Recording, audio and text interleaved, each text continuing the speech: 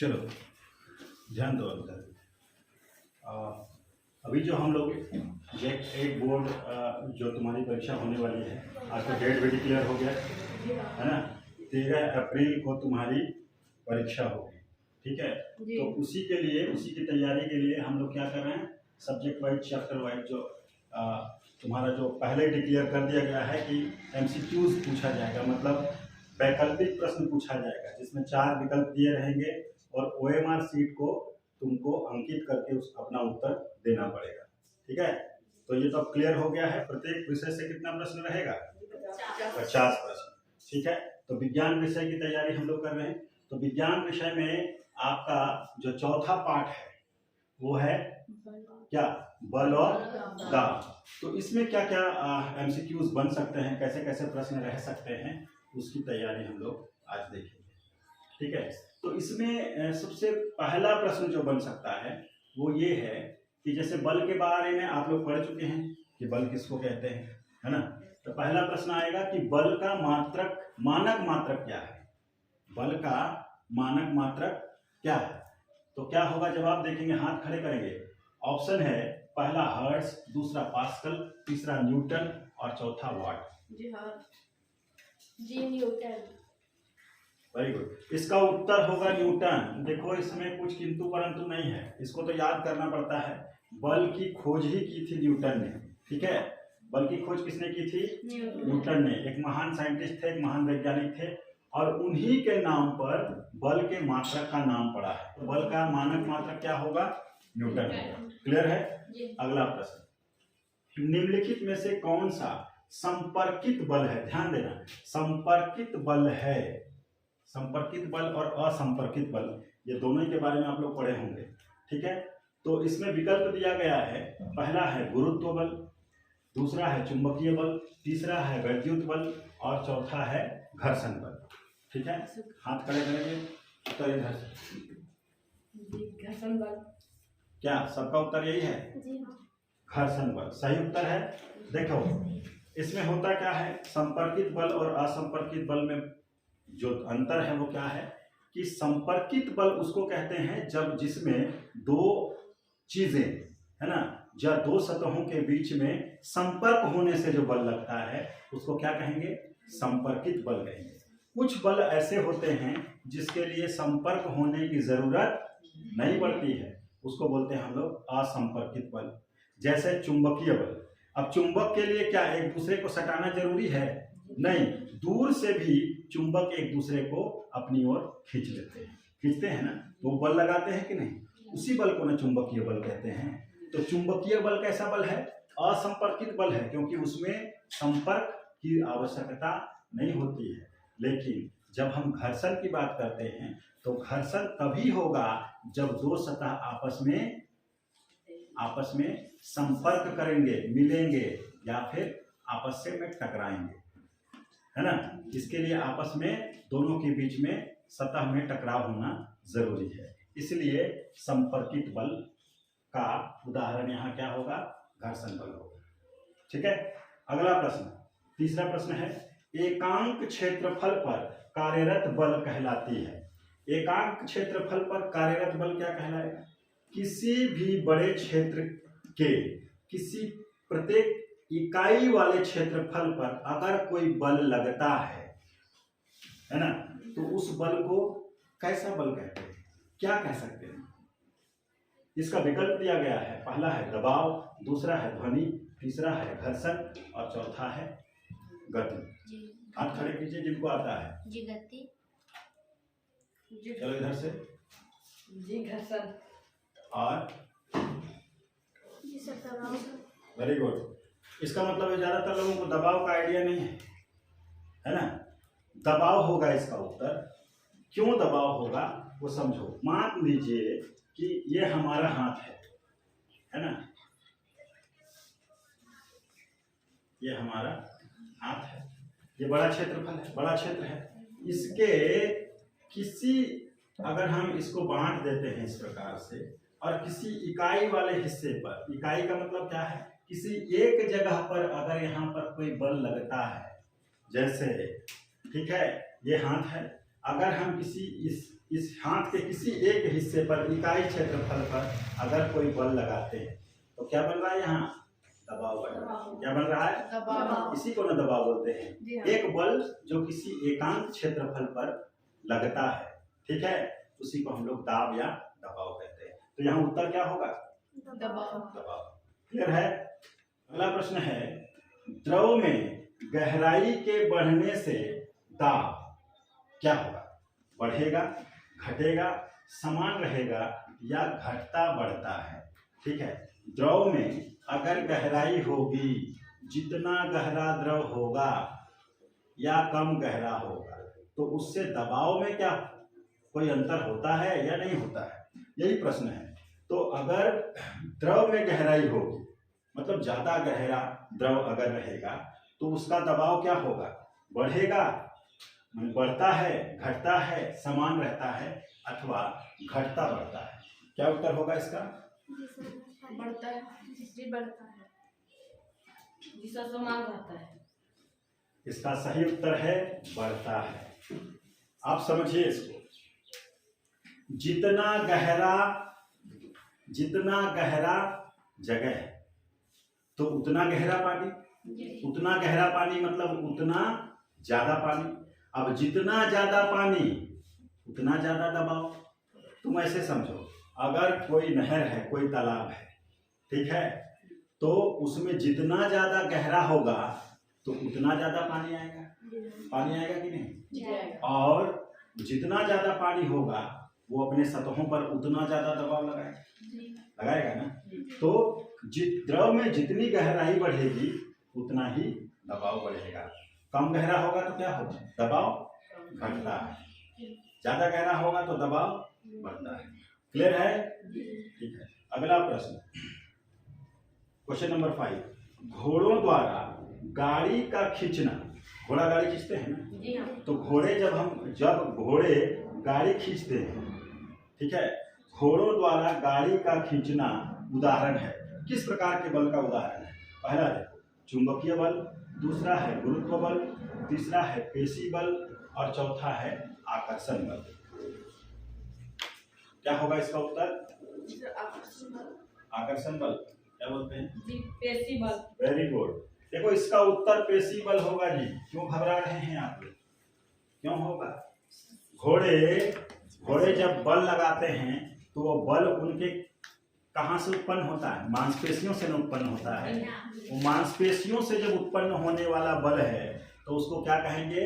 पेशीय बल कहते हैं। जैसे हम लोग कुएं से पानी निकालते हैं, बल कहाँ से जनरेट करते हैं? अपने मसल्स से, अपने मांसपेशियों से, अपने अंगों से। तब जब हम कोई भी जीव है ना या कोई मनुष्य अगर अपनी मांसपेशियों से कोई बल लगाता है तो उसको हम लोग कैसा बल कहेंगे? पेशीय बल कहेंगे। क्लियर है? इतना समझ में आया? अब आगे कुछ प्रश्न देखते हैं। अगला प्रश्न है, ठीक है, क्वेश्चन नंबर 6 कहता है, वायुमंडल द्वारा पृथ्वी के किसी बिंदु पर आरोपित बल कहलाता है। ठीक है, तो मतलब वायुमंडल जो है पृथ्वी के चारों ओर है, तो पृथ्वी के चारों ओर जो वायुमंडल है उसमें विभिन्न प्रकार के गैस हैं, है ना। तो गैस हैं तो उसका कोई बल होता है कि नहीं? होगा। अगर वो बल पृथ्वी के सतह पर लगता है, पृथ्वी के किसी सतह पर लगता है तो उस बल को क्या कहेंगे? यही प्रश्न कह रहा है।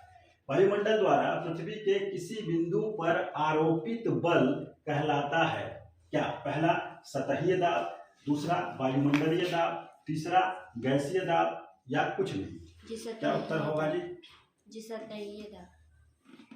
सतहीय दाब, जी गैसीय दाब। गैसीय दाब। आप लोग का क्या कहना है? जी वायुमंडलीय दाब। Very good. अरे वायुमंडल से दाब लग रहा है ना, ये बल किस पे लग रहा है? किससे लग रहा है? वायुमंडल से लग रहा है, इसलिए इसको बोलते हैं वायुमंडलीय दाब। क्या कहेंगे? वायुमंडलीय दाब। तो इसका उत्तर क्या होगा? वायुमंडलीय दाब। देखो वायुमंडलीय दाब हमेशा पृथ्वी पर बनता रहता है ना, अलग अलग जगहों पर ये अलग अलग होता है। ठीक है, जैसे गैसों की सघनता होगी वैसे ही वायुमंडलीय दाब कम या अधिक होता है। ठीक है, क्लियर है। अगला प्रश्न, क्वेश्चन नंबर 7, किसी बिंदु पर लगे विभिन्न बलों का योग यदि शून्य हो तो वह कहलाता है, प्रश्न को समझो, अगर किसी वस्तु पर अलग अलग दिशाओं से, है ना, अलग अलग बल लग रहा है, तो कई सारा बल लग रहा है, अगर पूरे सभी बलों का योगफल अगर 0 हो जाए, शून्य हो जाए, ठीक है, तो उस बल को कौन सा बल कहेंगे? उस बल को कौन सा बल कहेंगे? पहला विकल्प है संतुलित बल, दूसरा विकल्प है असंतुलित बल, तीसरा विकल्प है आपका परिणामी बल और चौथा है घर्षण बल। पढ़ाई हो चुकी है, बताएंगे उत्तर क्या होगा इसका उत्तर? असंतुलित। असंतुलित, थोड़ा सा हिल गए। आप लोग बताइए कौन सा बल होगा? घर्षण बल, पूरे हिल गए आप लोग। और कोई उत्तर? परिणामी बल। चलो पूरा ही गलत है। देखो एक ऑप्शन तो बचा है, अब अगला वही होगा। इसका उत्तर होता है संतुलित बल।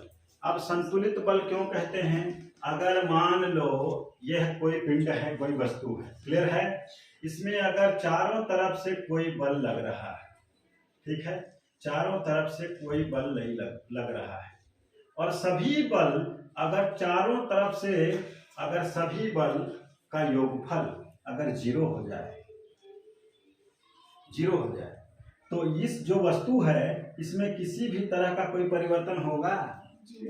होगा परिवर्तन? तो ये तो संतुलित हो गया।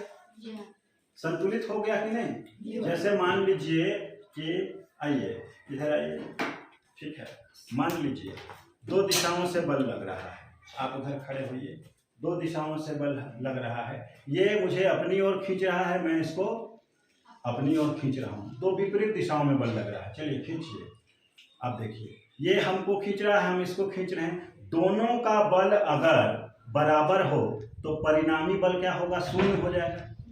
परिणामी बल क्या हो जाएगा? शून्य हो जाएगा। और जब ये शून्य हो जाएगा तो इस हमारी स्थिति में कोई परिवर्तन होगा? तब क्या हो गया? स्थिति संतुलित हो गई। असंतुलित होती तो ये या तो अपनी ओर खींचा जाता या हम इसको अपनी ओर खींच लेते, ठीक है। अगर बल शून्य नहीं होगा, बल शून्य नहीं होगा तब क्या होगा? उसको कहेंगे असंतुलित बल। समझ में आया? अगर बल परिणामी बल संतुलित नहीं होगा तो उसको कहेंगे असंतुलित बल, शून्य नहीं होगा तो, और परिणामी बल जब शून्य हो जाए तो उसको क्या कहेंगे? संतुलित बल। चलिए अगला प्रश्न, आरोपित बल के संपर्क क्षेत्रफल के बढ़ने से दबाव क्या होता है?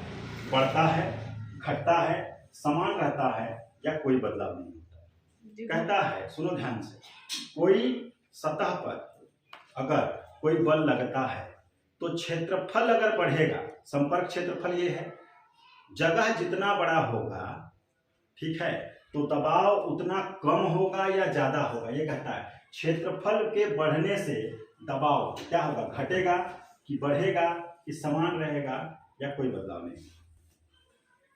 चलिए बताइए इधर से पहले। जो घटता है। दबाव बढ़ता है। आप कहते हैं बढ़ता है, वो कहते हैं घटता है, आप क्या कहते हैं? ये घटता है। Very good.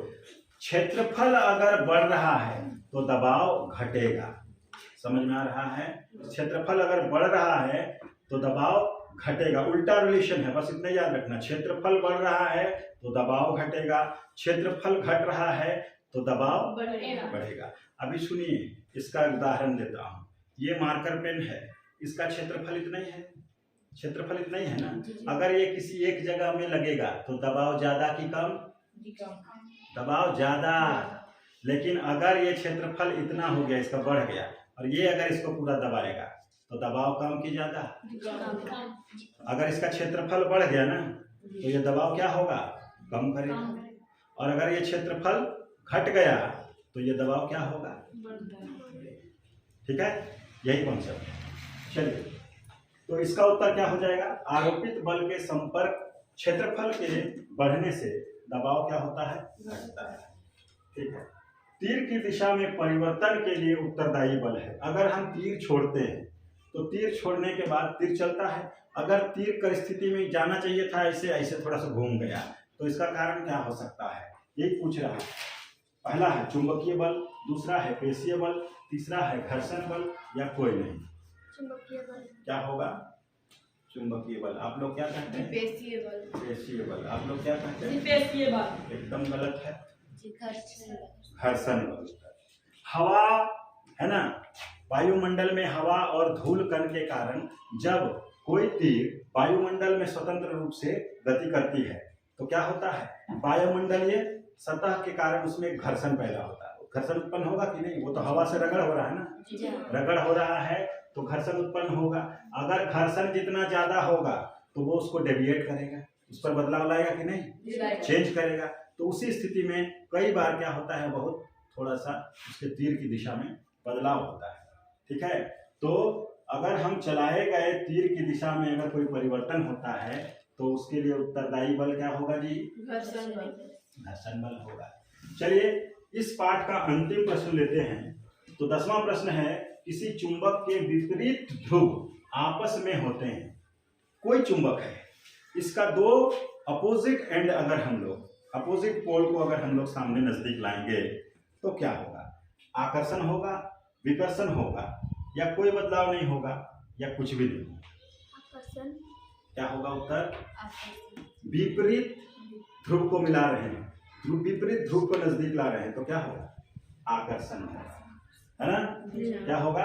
आकर्षण। और अगर समान ध्रुव को लाएंगे तो विकर्षण होगा, मतलब एक दूसरे से दूर धकेलना चाहेगा। तो दूर धकेलने का जो गुण है उसको विकर्षण कहते हैं, और आपस में नजदीक लाने का जो गुण है उसको क्या कहते हैं? आकर्षण। तो ध्यान रखिएगा, चुंबक में आकर्षण का गुण तभी होता है जब दो विपरीत ध्रुवों को मिलाया जाता है, और अगर समान ध्रुवों को मिलाया जाएगा तो क्या होगा? वो विकर्षित होगा। ठीक है, तो इस पाठ से ये सभी 10 प्रश्न जो आप लोगों को दिए गए हैं वो सभी महत्वपूर्ण हैं। आप लोग परीक्षा में जाने से पूर्व इनको बहुत अच्छे तरीके से तैयार करते हैं। क्लियर है? ठीक है, thank you. Thank you sir.